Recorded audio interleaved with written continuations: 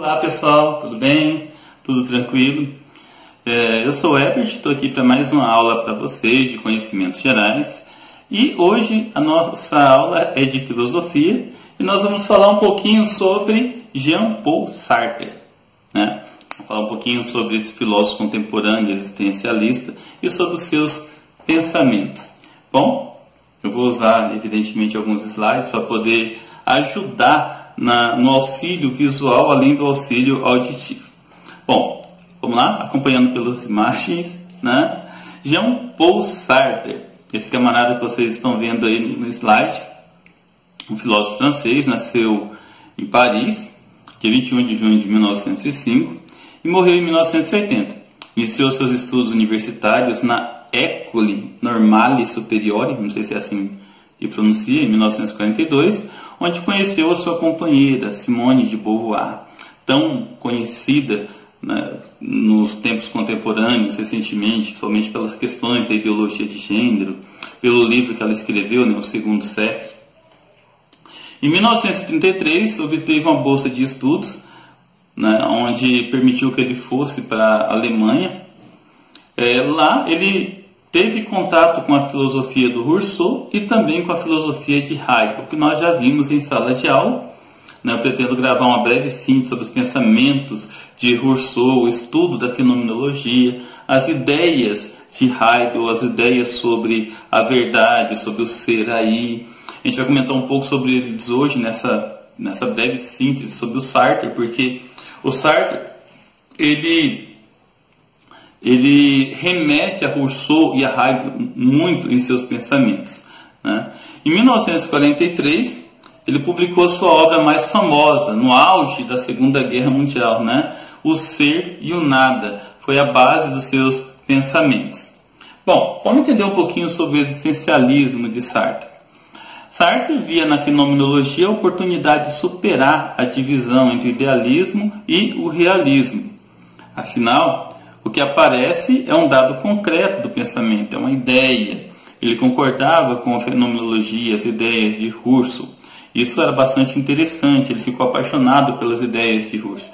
A sua esposa, Simone de Beauvoir, comenta que ele teve contato com as ideias de Rousseau num café em Paris, quando, eu não fugi o nome do filósofo agora, né? Na época indicou para ele, pesquisa esse camarada que você vai gostar das ideias dele. Ele foi lá e comprou um livro do Rousseau, né?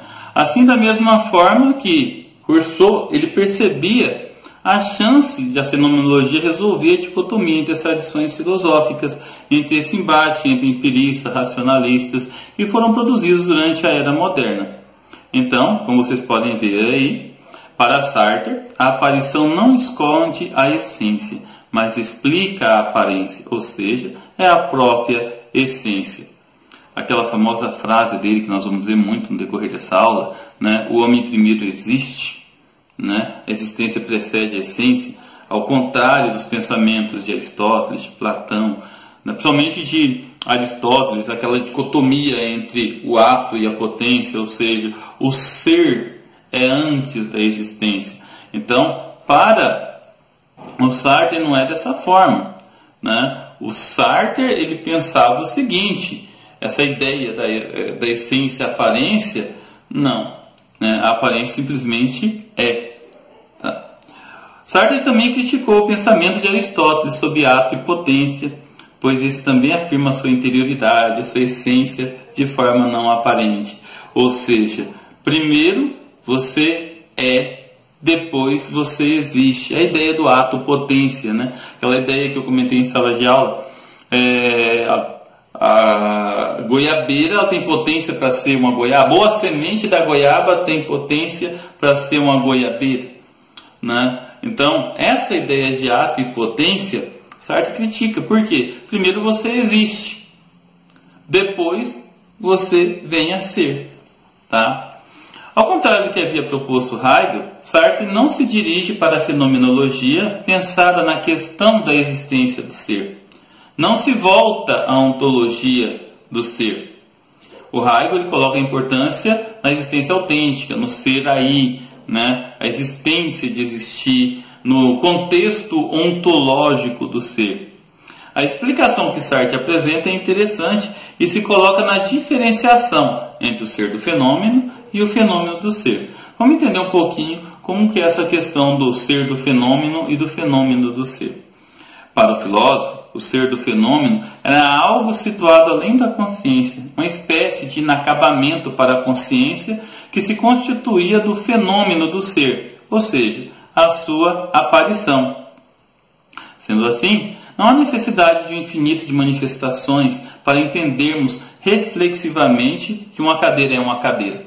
A aparição da própria cadeira é o objeto da consciência, ou seja, a cadeira é o fenômeno do ser. Você não precisa ficar questionando o que aconteceu para ela chegar até aqui. Ela simplesmente é.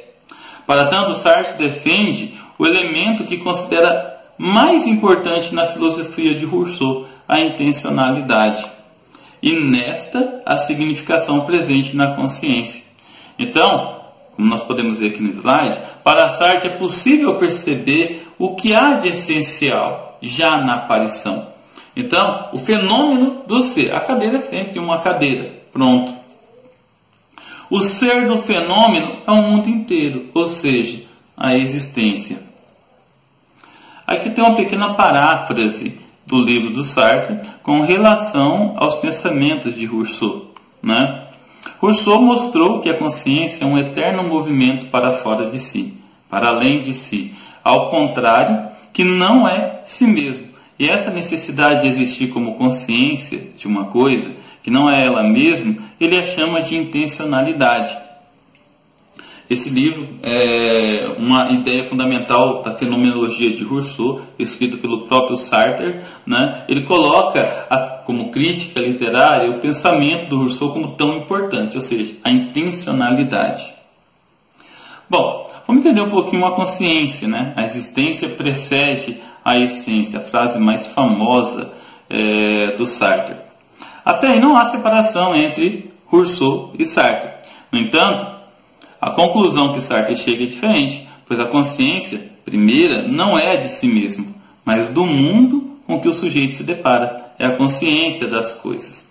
Então, para o filósofo, a consciência nasce da presença de algo, não havendo consciência primitiva, original, como um cogito defendido pelos racionalistas. Não existe esse negócio de natureza humana. Não existe esse negócio de fulano é assim porque nasceu desse jeito, porque a família é assim, ou o fruto não cai longe do pé. Isso não existe na visão do Sartre. A visão do Sartre é o seguinte: o camarada existe, depois ele passa a ser. Então tudo o que ele faz, entendeu? É porque ele quis, é intencionalidade, é intenção mesmo, tá? A subjetividade só pode existir quando a consciência tem consciência de si mesmo. Antes disso, não pode haver subjetividade pura. Então, a subjetividade nada mais é que algo que vem da consciência. Se você tem consciência sobre um determinado fato, ela pode se tornar subjetiva. Caso contrário, não. Por que uma coisa vai ser subjetiva se você não entende, se você não tem consciência sobre ela?